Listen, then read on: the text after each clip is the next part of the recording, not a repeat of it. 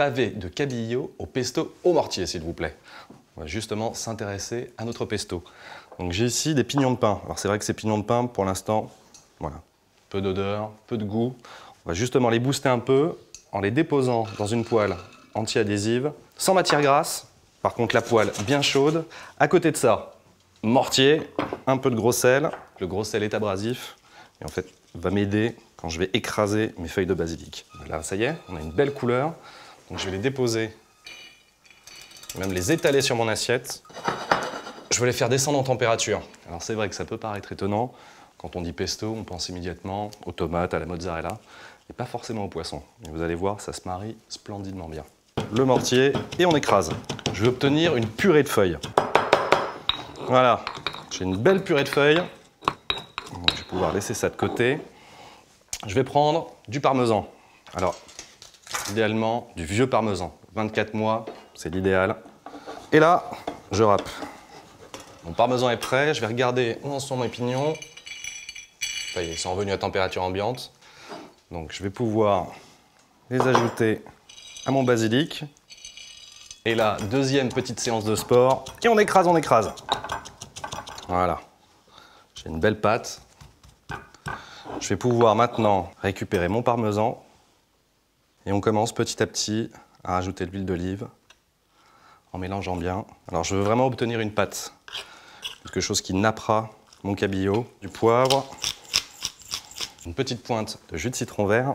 Mon pesto est prêt, je vais pouvoir m'intéresser à mon cabillaud. Donc je vais allumer ma poêle, mettre une belle noix de beurre. Et pour éviter que mon beurre ne noircisse, je vais rajouter de l'huile d'olive. Mon cabillaud de Norvège. Il se reconnaît à une chair très blanche, bien ferme. Donc je vais couper un beau pavé. Je vais saler poivrer sur les deux faces. Et je vais pouvoir installer mes pavés dans ma poêle.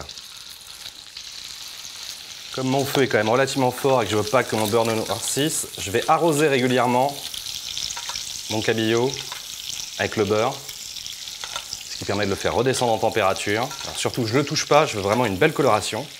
C'est vrai que le cabillaud de Norvège est un super poisson. D'une part, c'est une bonne source de protéines. Il apporte également de la vitamine B12, du sélénium, du potassium, du sodium. Enfin, la classe, quoi. On est parti pour à peu près 3 minutes par face. Bon, ça y est, la première face doit être cuite. Je vais le retourner. Voilà. On fait la même chose pour le deuxième. Alors j'ai une belle coloration. Je pense que je suis pas mal en cuisson. Je vais récupérer l'un de mes pavés. Hop là. Voilà. Mon cabillaud est parfaitement cuit. Voilà, il ne me reste plus qu'à faire le petit décor. Donc pour ça, je vais prendre une belle cuillerée de pesto. Et on va lui faire une petite coupe à la iroquoise. Donc j'en mets, voilà. Et voilà mon pavé de cabillaud au pesto.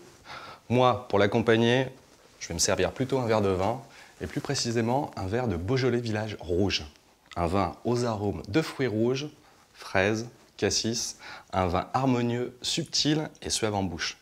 Bon, là, il accompagne un plat, mais il fonctionne aussi très bien pour un apéritif dînatoire entre amis. Santé!